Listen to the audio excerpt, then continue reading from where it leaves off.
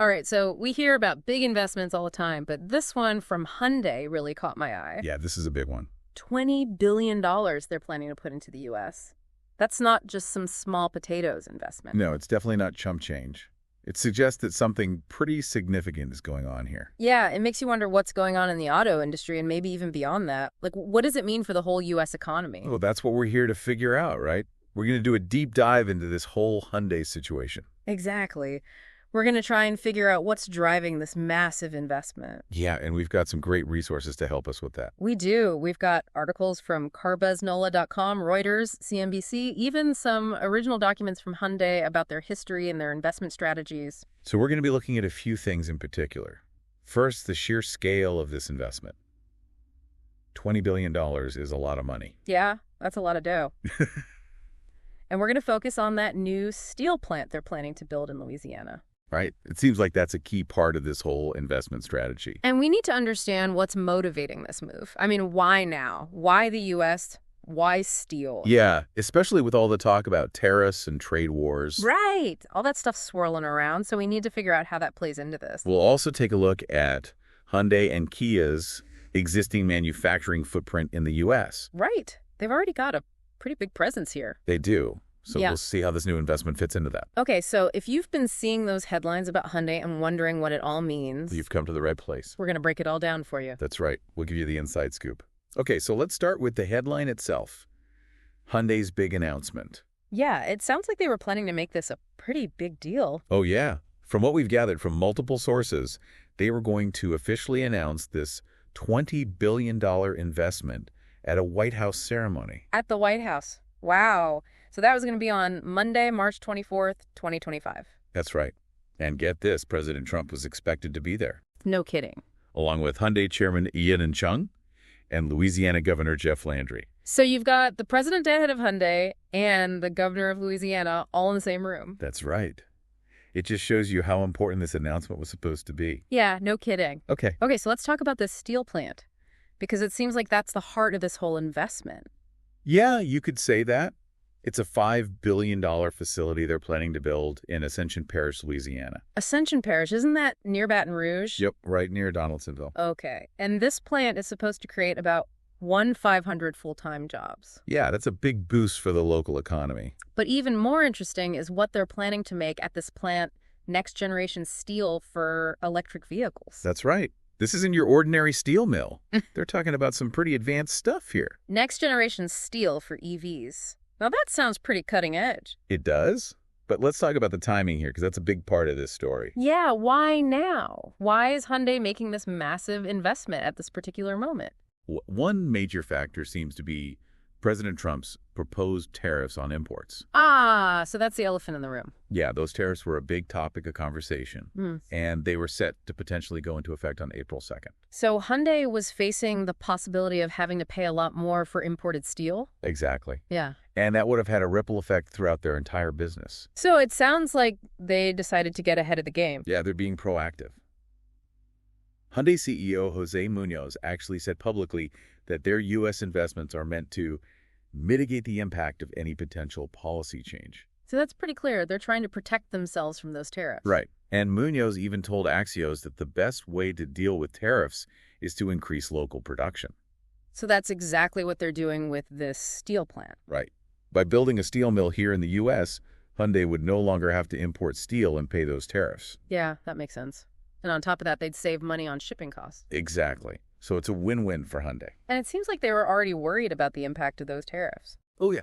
Hyundai Steel actually issued a statement saying that they were concerned about the potential negative effects of those U.S. tariffs on the Korean steel industry. So this move makes a lot of sense from their perspective. It does. Now, let's not forget that Hyundai and Kia already have a pretty significant manufacturing presence in the U.S. Yeah, they've been building cars here for a while now. They have. Their first big investment was in Alabama back in the mid-2000s. Right, I remember that. They've got that huge plant there. They do. And they produce a lot of different models there. The Hyundai Santa Cruz, the Santa Fe. The Santa Fe is a pretty popular SUV. It is. It's actually their third best-selling model in the U.S. Wow. And they also make the Tucson there, right? Yep, the Tucson is their #1 seller here. I see those everywhere. And don't forget about Genesis. They make the GV70 and the electric version of that in Alabama, too. So they're already making EVs in the U.S. They are. And here's another interesting thing. They actually make engines in Alabama, too. Engines. Wow, so it's a really comprehensive operation. It is. They make the 2.5-liter, 2-liter, and 1.6-liter engines that are used in both Hyundai and Kia vehicles. So that Alabama plant is really cranking out the vehicles. It is. But they've also been expanding their operations in Georgia recently. Oh, yeah. I've heard about that new Meta plant they've got there. That's right. That's where they're building the Ioniq 5. That's their new EV, right? Yep. It's all electric. And they're planning to start producing the Ioniq 9 there soon, too. Ioniq 9, when is that supposed to launch? Deliveries are expected to begin in the second quarter of 2025. So not too far off. But that's not all. They're also planning to make hybrid vehicles at the Georgia plant. So they're really going all in on electrification. They are. And to support that, they're setting up some major battery manufacturing operations in Georgia. Really? Yeah, they've got joint ventures with SK On and LG Energy Solution to produce batteries right there on site. That's pretty smart, having the battery production right next to the vehicle assembly. It is. And there have even been rumors that Hyundai might open a third automotive plant in Georgia at some point. Wow, so Georgia is becoming a real hub for their U.S. operations. It is. Now, let's not forget about Kia. They've got a big plant in West Point, Georgia, too. No, yeah, right? I always forget about that one. It's a big one. Yeah. They make the Sportage there, which is their best-selling model in the U.S. Really? I didn't know that. Yep, the Sportage is #1 for Kia. And they also make the Telluride and the Sorento there. So they're producing some of their most popular models in Georgia. They are. And they're adding production of the EV9 at that plant, too. The EV9 Kia's new electric SUV. That's the one. So as you can see, Hyundai and Kia already have a very strong presence in the U.S., particularly in the South. Yeah, no kidding. They're really making their mark here. And all this new investment is only going to strengthen that presence. Now let's talk about those federal tax credits for EVs. Because those are pretty significant. They are. They can make a big difference for buyers. Yeah, that $7,500 credit can really sweeten the deal. It can. And, you know, it's no coincidence that Hyundai is making EVs in the U.S. I was just thinking that.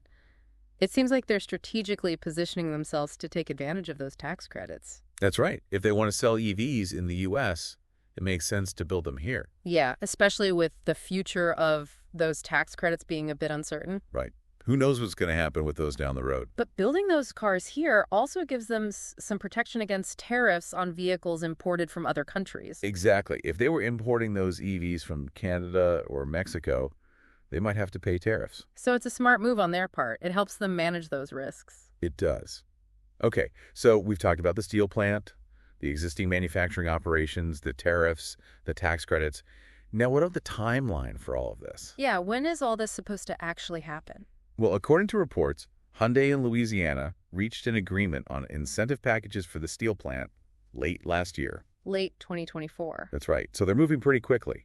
And the earliest they could break ground on the plant is 2026. Okay, but that's still a couple years away. It is. And that's assuming everything goes smoothly. They still need to get all the necessary approvals. Right. Those things can take a while. They can. Yeah. And if everything does go according to plan, the plant could be operational by 2029. 2029. So this is a long-term project. It is. They're playing the long game here. And this whole idea of onshoring, bringing manufacturing back to the U.S. seems to be a growing trend. It is. Hyundai isn't the only company doing this. Right. There are other big companies making similar moves. There are companies like Taiwan Semiconductor Manufacturing Co. and Japan SoftBank. I've heard about those. Yeah, they're both making big investments in the U.S. And it seems like the main reason for the shift is to avoid those tariffs. Right. It's all about managing those risks and protecting their profits. And creating more localized supply chains. Yeah. It's about having more control over their operations. Exactly. Yeah. Now, we also need to talk about the political side of this, because this announcement was a big deal politically. Yeah. It sounds like the White House was pretty excited about it.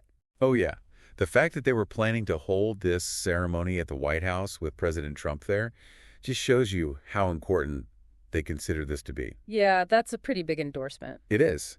And after the news broke, White House Press Secretary Caroline Leavitt posted about it on social media. Really? What'd she say? She basically said that this investment was a direct result of President Trump's economic policies.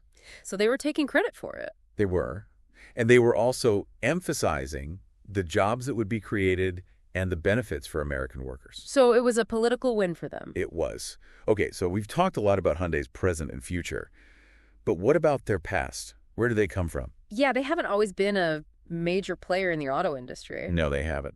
Hyundai Motor Company was founded on December 29th, 1967 by Chung-Ji Young. Okay, and what's interesting is that he had already founded Hyundai Engineering and Construction about 20 years earlier. That's right. So he was already a successful businessman before he got into the car business. And their first car was the Cortina, right? Yep. That was in 1968. And they actually worked with Ford on that one. So they got some help from the big guys. They did. But they quickly started developing their own cars. And their first self-designed car was the Pony. The Pony. That's a cute name. It is. That was back in 1969. So they've come a long way since then. They have. From the Pony to a $20 billion investment in the U.S. That's quite a journey. Okay, so as we wrap this up, what's the big takeaway here? What's the main thing we should remember about this Hyundai investment? I think the key thing to remember is that this is a strategic move by Hyundai. They're trying to protect themselves from tariffs and create a more secure supply chain. And they're doing it in a big way. $20 billion is a huge statement. It is. And it shows that they're serious about the U.S. market. And this investment is going to have a major impact on the U.S. economy, especially in the South. It is. It's going to create jobs, boost local economies, and maybe even change the way cars are made in this country. Yeah, it's a pretty big deal. And I think we've done a good job of breaking it all down. I think so, too. Hopefully everyone listening now has a much better understanding of what this investment means. Yeah, and how it fits into the bigger picture of global trade and the auto industry. Exactly. Yeah. And it also raises some interesting questions about the future. Yeah, like how will other companies respond to these kinds of pressures? Right. Will we see more onshoring? Will tariffs become the new normal? Lots of things to think about. Definitely. This is just the beginning of the story. I think so, too.